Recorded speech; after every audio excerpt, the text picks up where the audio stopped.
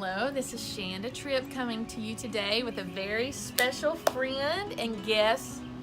Tell us your name. Crawford. Donnie Crawford. And we just wanted to talk to you a little bit about Haiti. Yes, okay. So, how long ago did you go to Haiti? I think about 11 years ago. I went down with your father. My dad. And my first trip, well, seeing the work that was going on there and what was happening.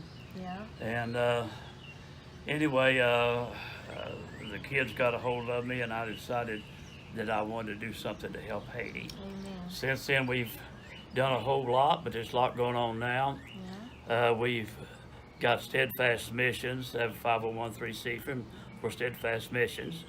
I've joined forces with Shanda and Tripp with their mission there, and together we plan on doing a lot. Right now we have a Crawford house there, have 17 kids in it, and we're remodeling it, making it a nice place. We don't want our kids to ever feel like orphans. That's right. We want them to feel like family. That's right. And we're planning on getting a school going where we can get more kids into school and make more funds available to educate the kids and teach them about Jesus and feed them and take care of them. Amen. Well, and thank you, Brother Crawford. You and Connie, oh my goodness, precious, precious people. When you get to heaven, your crown's going to be, well, it's going to be big. So, you've been to House of Mercy. Yes. How many times do you think you've been to House of Mercy? About every time that I've been to Haiti. And you've been with my dad. Yes. And then you've been with just me. Mm-hmm. And what's your overall perception? Well, my overall perception is that it's a great place. It was I have been able to speak there with people. We have fed people there. Had many times when people come in, or we would go there and we would provide food, and then we would have a church with them there. Yeah. I had a dear friend called Abraham in Haiti who got killed in the earthquake. Right. And in the House of Mercy, we have moved her there. His wife, His Carlene, wife, and their 3 children. And their 3 children were taking care of them. Yeah, so that's a widow and technically 3 orphans, but instead of taking the 3 children, we keep them together. Yes. So the babies don't have to leave their mama, and they stay in a little side apartment. And the earthquake tore the building up some, but with your dad, he fixed it up better than it's ever been. Yep. And done a lot of work on it. It's been freshly painted. And now, haven't you been there over the years when we had Bible school? Yes. You've seen the Bible school with your own eyes. I've seen a large Bible school going on. Plus, I've seen 12 years now. Kids there too, with the kids having school too. Yeah, and children's school during the day. We have Bible school basically on Friday and Saturday. Right. And then we have a small handicap orphanage back in Dad's old quarters there. Redone an old toilet out there. Yep, you paid for that. So we could have bathroom facilities out there, and the lady named Mary Lou that takes care of handicapped, physically and mentally handicapped kids. And how many years we've been doing that? A long time. Long time. Yeah. And every single month. Yes. Those kids, we send the money, the kids are fed, nobody's starving, nobody's hungry, right? No. I mean, would you testify to the fact that what I've told you I'm doing, have you seen with your own eyes? Yes, many times I've seen it. And the compassion that you have for the children. I appreciate that. And just that they've got a home now, and even these kids that Mary Lou takes care of, they're such blessings, but they would be left to die someplace. I've witnessed children being taken from the garbage and raised. Right. And sometimes she's had as many as 10 or 12, and sometimes it'll be 2 or 3. There's reasons for that. They're either in the hospital, sometimes their parents come back and get them, or sometimes they've died because they're critically ill when we get them. So the number goes up and down. Right. But we always care for to the best of our ability. And it's hard to take care of a sick child right off the bat. I mean, that's a big task anyways. But in Haiti, there's a lot of orphanages, but there's very few that take in the handicap.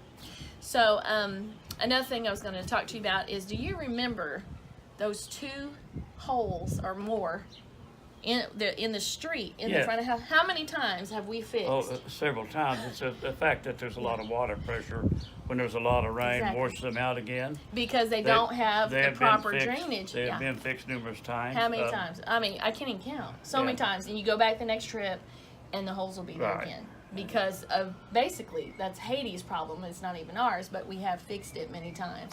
So it's hard. Isn't it hard to keep things to the highest quality? Even though you try, you go down, you do it. By the time you come back.